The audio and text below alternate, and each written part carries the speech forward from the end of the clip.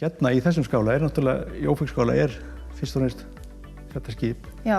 Og búnaður í kringum hákarlaveiði sem mikið af þessu norðan úr Árneshreppi en þó ekki allt. Skipið norðan úr Ófeigsfirði, þetta Ófeigur Þetta Ófeigur. Sem smíðaður þar af skipasmiði sem heitir Jón Jónsson.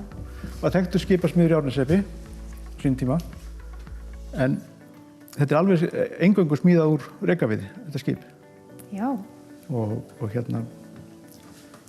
Segðu mér aðeins, hvernig var að fara á hákarlaveiðar? Þetta var vorspúð. Hvað svona fleira að sjá hérna hjá okkur? Það náttúrulega alls konar munir sem að tengjast landbúnaði mest og síðan hannyrðavörur ýmsar sem náttúrulega bara búsmunir ýmsir. Síðan hérna hlutar af 3 bæjum hérna inn í hinum salnum, inn í austara salnum sem kallað Það hægt að sjá svona nokkurn veginn hvernig fólk lifði á?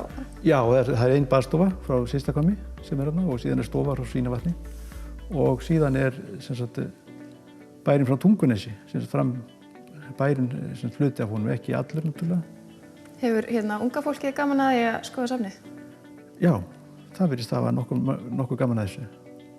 Sérstaklega hefur mér fundist að vera hrifin af baðstofunni að fá að fara þar inn og finnst þetta hlýlegt og notalegt að koma þarna inn.